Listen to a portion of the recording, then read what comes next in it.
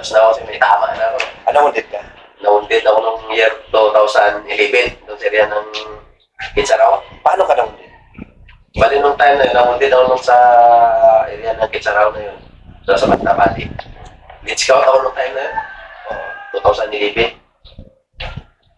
Ako yung NPA area yun? NPA yun, NPA.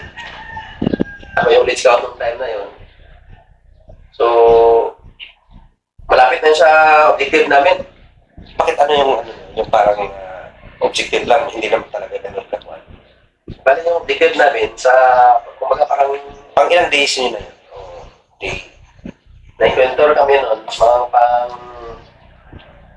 4 days na yata namin, pang 4 days, bago kami na-encounter, bago kami nakalikat doon sa target na binigay sa amin. So, doon pala sa malapit namin doon may target, kasi ako man yung lead scout noon, may nakita na ako na trackings. Hinold ko na. Pinastaward ko na doon sa team leader ko. Kasi yung nakita ako na trackings is pasalubong. Pero siyempre, kahit hindi ako bumatracker, naisip ko bakit salubong, wala man ako nakita ng tao. So naisip ko na baka umatras. Kung sinundan na yung apa pa, atras. So kaya pinastaward ko, kasi bago pa yung apa.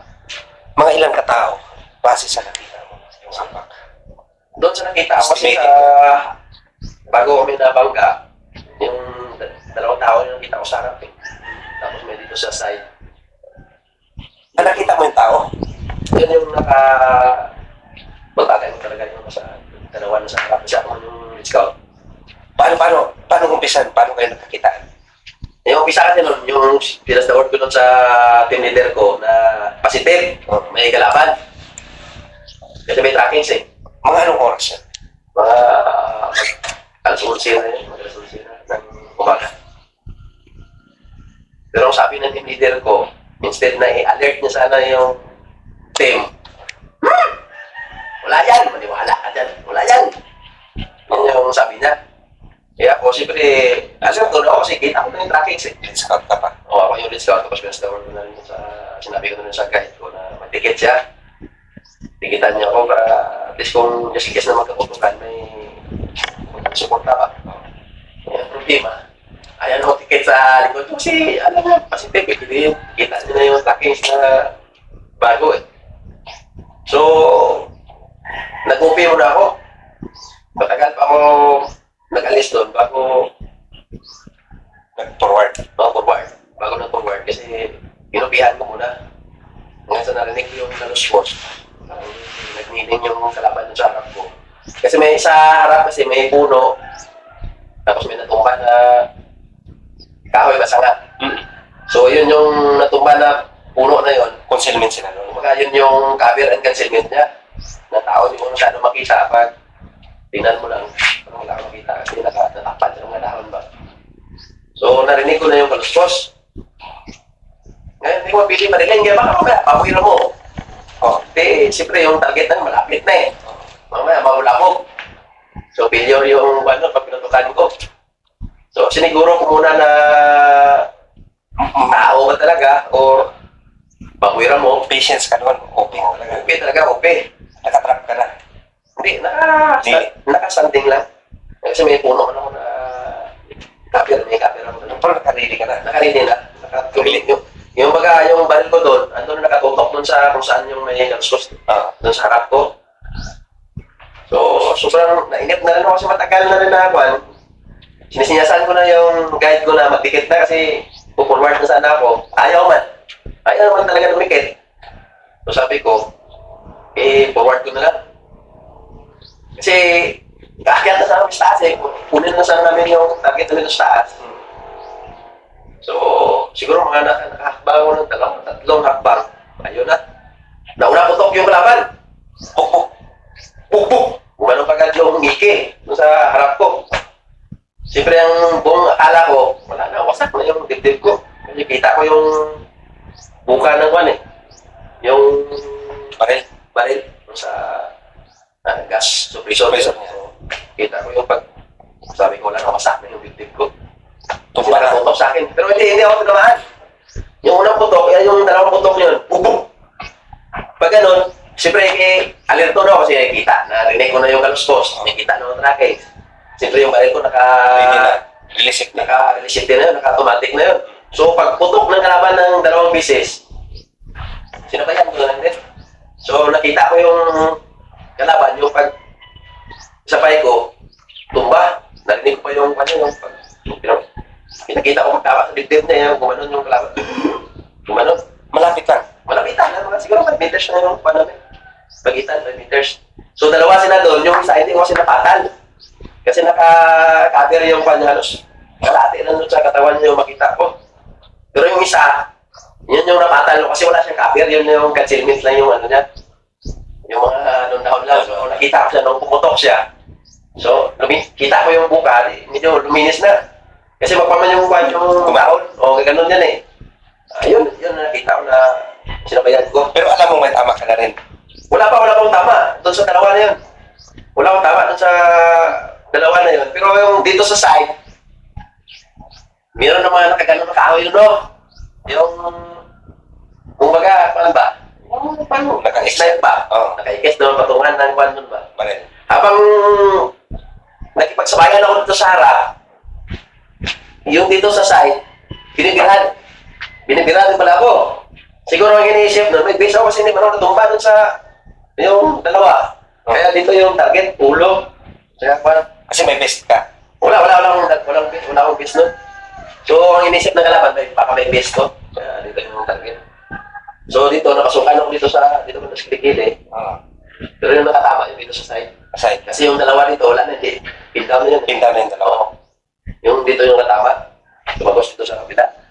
Tapos yung mga nakasisirig ako, yung mga magasin ko, wasak-wasak. Ano ba? Tumba ka.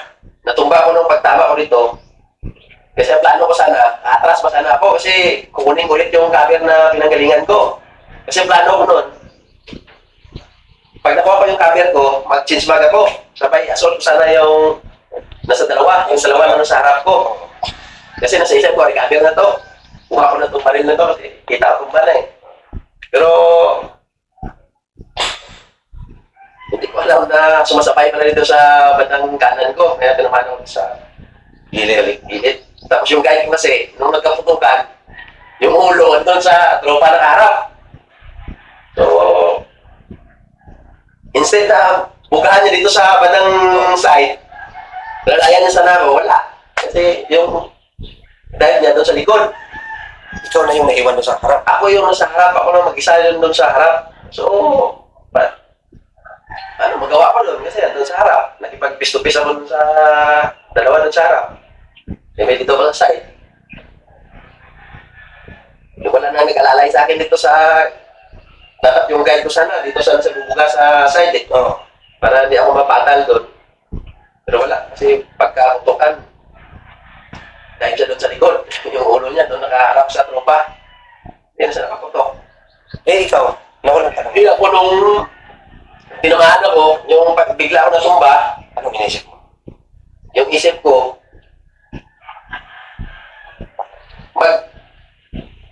yung tatawag na roll like a barrel. Oh. Ditap doon sa gilid para hindi na ako masilip doon sa bandang kanan. Pinilit ko talaga na makagulong kasi pinagbagan ako eh. Gusto ko talaga yung kumbaga finishing ba. So ang ginawa ko, pinilit ko talaga na makagulong, makadikit doon sa gilid para hindi na ako masilip doon sa taas. Yun. Buti na lang yung private namin doon na kwan, may dala ng yung kitre, nagtanong pa kung saan nakapisto yung kalaban. Sininyas ko na lang kasi yung tama ko parang hirapan na magsalita pa. Sabi ko dito sa bandang kanan, huwag-wagin mo ng kwan yan, yung kitre. Ayun. May nagwag ng grupa, hanggang sa, siyempre yung, alam naman natin, yung pagdating sa NPA, hindi talaga yung magtagal. Talunan na rin yan. Ano na talaga yan, may nagwag ng kitre. So, nabito na rin yung kalaban. So, bilis lang. Mabilis lang din. Pero yung kalaban doon sa harap ko, kasi sa likod, mga isang pa, wala, papulusok pa baba. So, nahila pa. Dugo na lang yung naiwan doon doon sa pista ng dalawa, dugo na lang. Nahila pa na kasi hindi ko napatay yung isa eh. Yung isa, patay talaga. Yung isa, hindi ko napatay kasi yung dito lang yung masilip ko eh. Hindi ko siya mapatay. Pero may tama din yun. Pero nahila niya pa yung kasama niya pa. Nahila niya sa baba. Eh yung main body pala, andun pala sa baba. Kaya, Parang ano lang yun, post lang yun. parang post na yun. Yung main body, doon sa pinakababa pala. Kaya hindi na recover yung dalawan na sa harap ko. Yung baril, Yung baril nadala din. nadala rin po. Nadala din. Grabe din, no? Gulong-gulong. Nadala siguro pag gulong-gulong, pag hila, pag-baba. Siyempre, doon yung main body na sa baba. Yung focus ng tropa doon sa taas. So yung dalawa, wala na. Naka-exit. Pero yung isa patay talaga yun. Pero hindi lang na yung baril. Nadala pa rin. Ano yung kwan? Ano yung ikaw, kumusta ka nung after nung time na yun? Hindi ka nag-ano mo. Kasi saan yung tama mo? Dito sa Pilipinas. Tapos, Tapos yung dito sa diba? Siyempre, nahirapan ako mag-ingat nun. butik. Anong iniisip mo nung ikaw yung tinamaan? Sabi ko, naisip ko agad na sabi ko, Lord, kung kunin mo man ako ngayon, sana patawarin mo sa lahat ng mga nagawa kong kasalanan. Dasal na lang ako. Kumbaga, dasal na lang kasi hindi ko man naisip na masumpay o ano kasi Piling mo patay ka na, mamamatay ka doon. Sa tindi ng tama mo. sa atin yung tama ko, siyempre isip ko, talaga, matay ka talaga kasi kahirapan nun kasi low ceiling siya, hirapan yung chopper. Yung kumuha sa akin ng chopper doon, galing pa ng Zamboanga. Ilang araw ka doon? Hindi pinabot ng araw kasi na-wanted ako mga alas 11 ng umaga. Nakuha ako doon mga alas 3 ng hapon. Ikaw na yung mundi doon. Ako lang. So, ang iniisip nila, o siguro kung hindi ako nakuha ng chopper, patay talaga. Kasi patal yung tama. Maraming damage sa loob. Ay, yung hindi lang nakagip, yung puso na. Yung puso mo. Kasi baga, kuha tayong sakit. Ganun ba? Marami siyang damage sa loob. Isang bala lang yun. Isang bala lang. Yung bala na.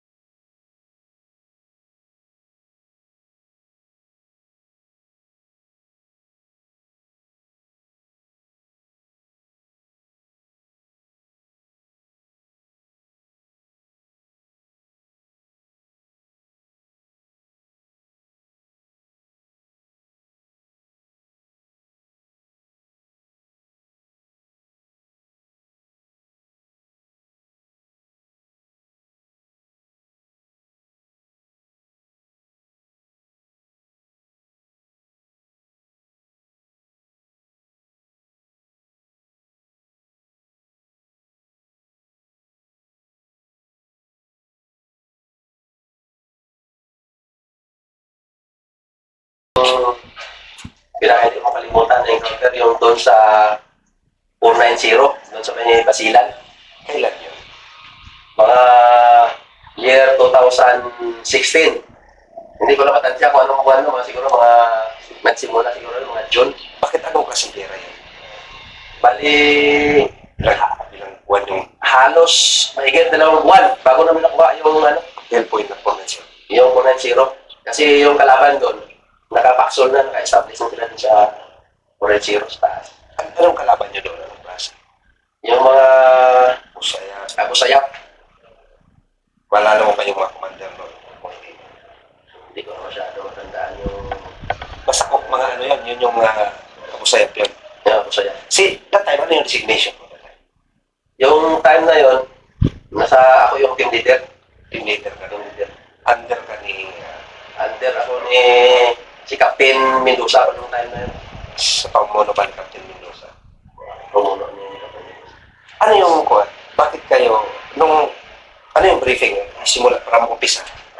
Briefing kayo. Bali, yung nangyari kasi doon, unang-una doon na may encounter na nangyari doon, yung 44th IB, yung inampos doon. So kami yung nag-clearing doon. Kami yung pumasok doon. Pero bago namin pinasok yung 490, may mga nauna na kumpanya doon, yung 8 company at saka 9 company. O sila yung unang lumikit doon sa 490, pero hindi nila nakuha. Hanggang sa inaabot kami ng mahigit 2 buwan na pikot-ikot. Kasi hindi makitakyat yung 490 eh. Kasi naka-establish yung kalaban doon. May mga marami silang mga ID sa paligid. Paano yun? Paano yun? Parang bundok siya. Bundok sa bundok. Bundok. Tapos nakadikit kayo. Sa baba lang kami. So, dinikitan nyo. Dinikitan namin. Pero bago namin nadikitan yon, halos mag-2 buwan din na pinapabumba namin ng yung airstrike at saka yung kanyon. Mortar. Pero hindi pa rin tinag-tinag yung kalaban kasi naka-backsol sila. Anong klaseng paksol? Yung may butas ilalim, nagukay sila, tapos nilagyan nila ng mga yung niyog na pinagpuputol nila, tapos sinampakan ng lupa. Hindi talaga basta-basta. Hindi basta-basta yung hagip ng kanyon o ano yung strike na Malala mo yung first kayong umakyat doon, parang gaano kahirap yung pagdala mo ng tao. personal graph din kasi yung kalaban kasi nung naka-establish naman sa taas. So, ang ginawa namin doon, bago namin nakuha yun, hapon, mga siguro nasa alas 3 ng hapon, nagparikon yung natin misiyo si Captain Mendoza nung time na yun. Bali, 3 kami yung umakyat doon, nirikon namin 3 kung saan yung magandang kaputsing. So, yung pinili namin na irikon, yung medyo kalbo na. Yung palaging natatamaan ng yung kanyon. Kasi kung doon ka magdaan, kahit medyo kwan siya, kumbaga parang pader siya. Pero kalbo na siya. So, mas doon yung safety na daanan. Kasi, kumbaga, yung mga ID na nakatayo na din, pumutok na kasi natatamaan na siya ng So, ng kanyon. parang tagtad siya ng IED. Natatad ng ID yung time na yun. So, okay. After noon, nung na-record namin kung saan yung magandang approach, kasi yung napili namin approach yung medyo kalbo eh. Bumaba kami, tapos nag-briefing na naman yung CEO namin, nagpaalam siya doon sa batalyon commander namin, si Colonel Superior nung time na yun, yung batalyon commander ng 3rd SRB. Siya yung ano pala. Siya yung batalyon commander si Sir Superior. Nung time na yun, nagpaalam yung CEO namin na papasukin namin, nakiatin na namin yung 490. Approve naman kay Colonel Superior yung batalyon commander namin. Kaya pinagplanuhan namin na dapat bago mag-iwanag, ma-hits na namin yung tutok, ma-akyat na namin. Bali na mag-isa kami, tandaan namin ginapang yun, mga medyo madilim pa. Mga siguro nasa 4:30, tandaan na kami na akyat. Hanggang mga 5, ando na naka-skirmish na kami doon. Sa taas. Pagputok ng liwanag, doon na nag-umpisa yung putukan.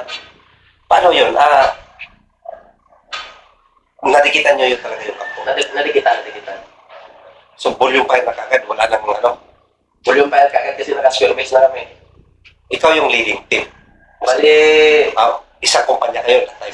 isang kumpanya kami noong time na yun. Bali, dalawang platon. Dalawang platon yung pumasok doon. Pero wala pang namatay nun Sa kalaban. sa tropa. Sa tropa, walang namatay nun sa amin. Sa 14 Saturday. Pero yung ibang pumasok bago kayo. Namatayan sila. Yung 8 company namatayan sila na IED. So, doon, nung pumasok na kayo doon, nandun pa yung kalaban. Andun yung kalaban. Andun pa yung 50 caliber din nila. Kayo na yung nagano doon. So, Yung kumpanya namin yung nakakuha dun sa 50 caliber na taas. so while ongoing yung putukan, kasi hindi sila umaatras, eh, paano nyo diniskartehan yun yung area ipangat? Kaya sila nakaano. Bali na surprise sila eh kasi madilim pa kami, hindi din nila naisip na doon yung approaching namin is medyo walang anin eh kasi kalbo. Hindi nila inisip na doon kami magdaan. Kasi yung buong akala nila, doon kami nadaan sa medyo masukal. Oh. So, ang ginawa namin doon kami sa medyo malinis. Kaya na-surprise sila nung time na yun. Hindi sila nag-expect na doon kami magdaan. Doon sa kalbo. Sa medyo wala na eh. Kalbo na siya kasi napatan siya ng tama ng kanyon at saka yung mga motor doon. Nakipagpalitan pa rin ng putok yung kalaban. Matagal tapos yung putukan. Kasi yung gusto kasi ng kalaban doon, maliban sa mga butas-butas nila, may parang barikid pa doon, sa taas. Parents. O, barikid na mahaba. So, yung ginawa ng tropa doon, dumikit doon sa barikid.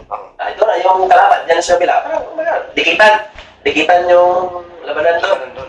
Tapos yung 50 caliber, hindi namin alam, nandun na pala sa pag-approach namin, nandun na sa unang paksol, yung 50 caliber. Pero ang ginawa ng tropa, si team leader pa nun si Master Basa, ang ginawa niya, ginagisan niya ng granada yung butas na may andun yung 50 caliber. So may dalawang tao doon, hindi na nakalabas doon, pininising na doon sa loob. Tapos ang kwan doon sa encounter namin, anim yung body counts na kwan doon. Mga isang araw din kayong putukan doon o hindi naman? Mga siguro yung putukan Oras doon is oras lang. Naabot din siguro ng halos mga bago namin na-clear. Halos 3 oras siguro. So parang 14 company talaga ang dumikit talaga doon. 14 company. Tapos yung may dumikit din sa amin. Pero wala na. Na-clear na namin yung Ibabaw. area na yun. Ibabaw na yun.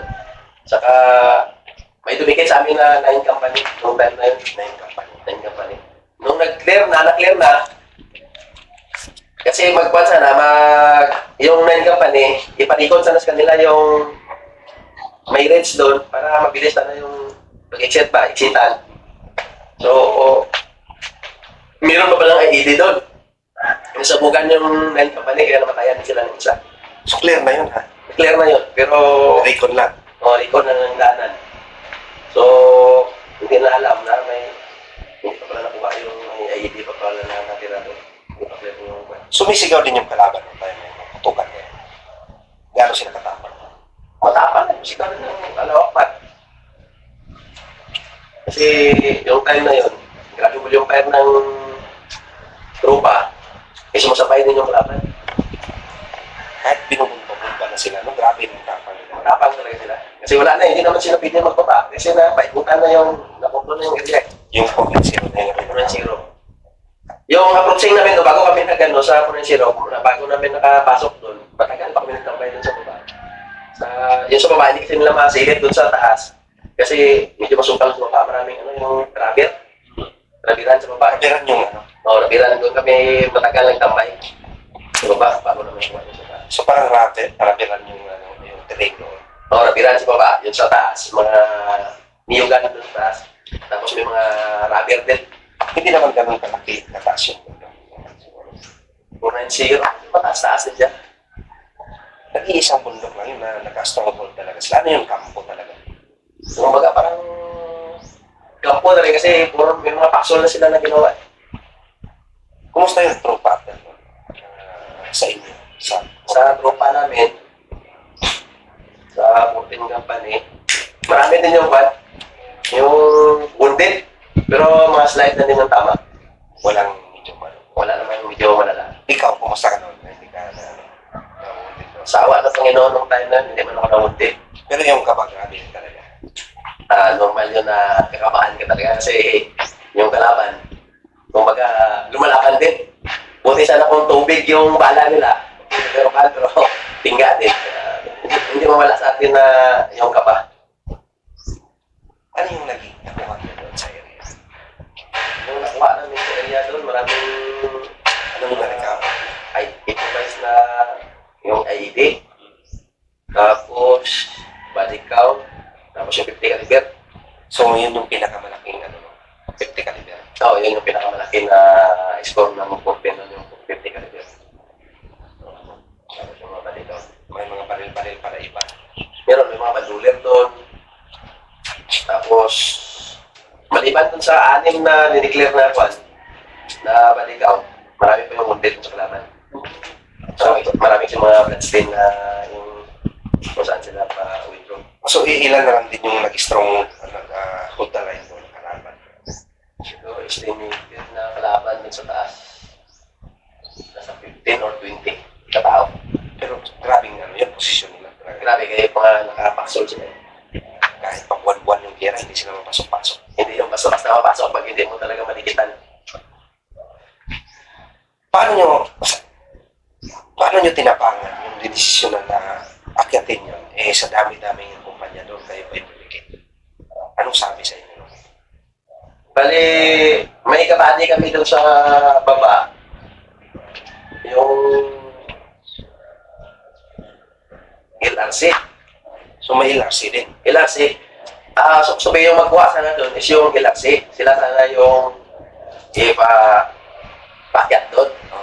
Kaso, marami silang requirements. Kailangan alamin mo na yung kung ilan yung straight ng kalaban. Ano yung mga baril. Saan nakalagay yung mga AD.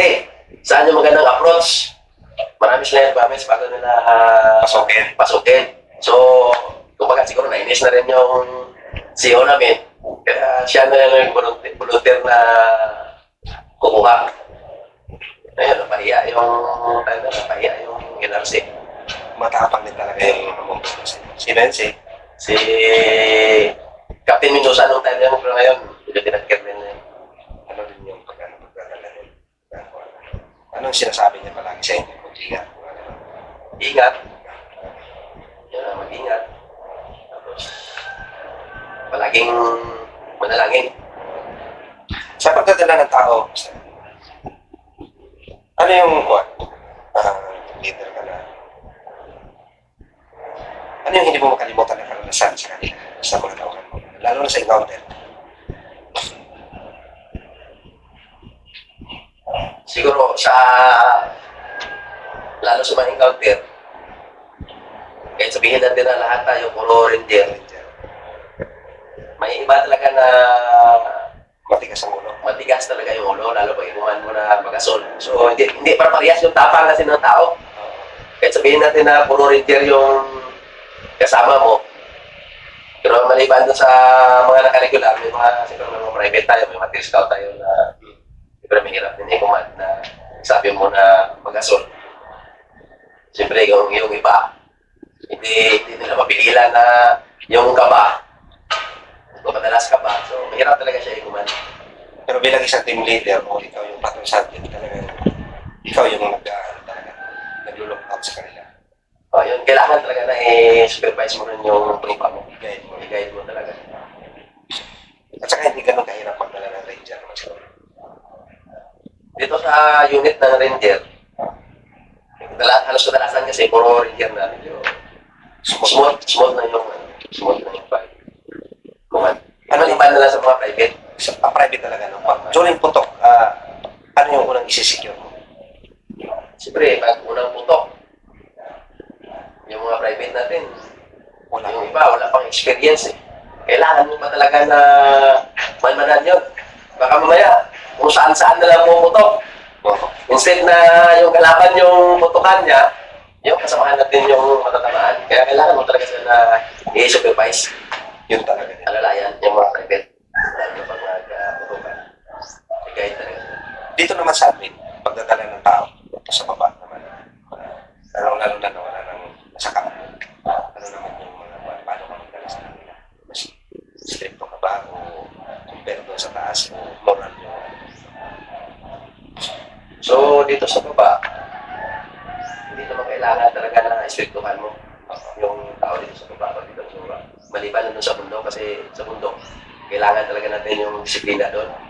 Yung ingat tayo sa yung ingay. Tapos yung sa duty natin, hindi talaga pwede itong tulugan yan. So, kailangan stricto tayo pagdating sa bundok. Pero pag dito sa baba, medyo alam naman natin na secure tayo dito. So, moral na lang?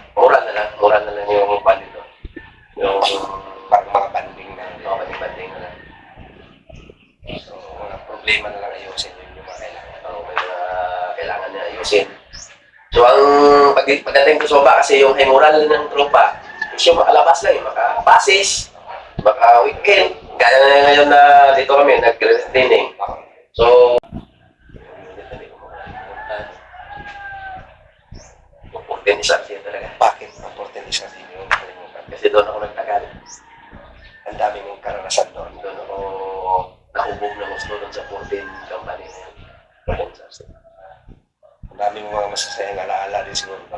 Maraming masaya, maraming kalungkutan. Ano yung pinakamadramang ano naman yung accomplishment mo sa unit mo na hindi mo makalimutan? Kahit ano. Simple lang. Gira. Siguro sa mga accomplishment na naitulong ko sa Kumpanya. kumpanya nun. Yung pagdala ng tao, Yes, tama. paano sila motivate at saka yung pagsunod kung ano yung mga legal na kautosan ng kumpanya. Kasi yung gira, normal naman yan. Yung gira, normal. Given na yan. So, ang dami nyo ng Disiplina talaga, disiplina. doon talaga din. No? Yung sa tao talaga. Sa tao. Disiplina para yung respeto din talaga. Ano yung pinakamahirap at pinakamadramang araw mo nung nasa mundo? Mahirap. Yung pag nasa bundok, minsan, yung resupply, yung medyo mahirap. Lalo pag ma-assign ka doon sa area ng Surigao. Mahirap yung supply doon kasi yung chopper, hindi naman basta makalapag doon kasi yung mga puno doon. Tapos mga pugs, Lusiling. ceiling. Kung minsan, inuhulog na lang yung rasyon doon sa baba. Yung mga bigas doon, dati gas pa yung ginagamit namin kasi yung sa kalan. Minsan, magkawasak-wasak yung mga gas doon, pati yung bigas, mga tilatay, yupi-yupi, bagsak sa baba kasi hindi man basta-basta land yung chopper. So, hinuhulog na lang yung mga rasyon, lalo na pag mga resupply. Meron ding time talaga na malipasan kayo ng araw na hindi makakain doon. O sumubra ko. So, may mga time din talaga na mauusan talaga ng rasyon. Dahil sa chopper nga. Dahil sa chopper. Kasi hindi man basta-basta na hatid mo yung rasyon na lakad lang o pipikapin mo sa barangay kasi malayo. Tangkal-tangkal kasi yung nilalakaran ng tropa doon. Lalo naman sa area ng Surigao. Ano yung pinaka masayang araw mo naman kung nasa field ka? Masayang araw o nasa field. Yung mga mo lang yung tropa. Kung may mga anti-social, quarter plate, gano'n. Lalo ko sa bundok kung may exit na. Mayon ang pinakamasaya din. Yun pinakamasaya din pag lalo na pag sabi na bababa na. Yun. Lalo na pagbuo kayo. Pagbuo na magbaba. Yan yung masaya. Pinakamalungkot na nangyari sa'yo. Na araw. Malungkot na mangyari yung pag namatayan kayo lalo sa mga encounter. Yun talaga. Masakit sa damdamin pag namatayan kayo. Ang hirap din. Yun yung pinakamahirap mo yung mawundiran o mawundid ka o mamatayan ka. Yan yung pinakamahirap yung mawundid ka o mamatayan ka ng kasama. Ilang years ka na sa servisyo? Sa ngayon, nasa 18 years and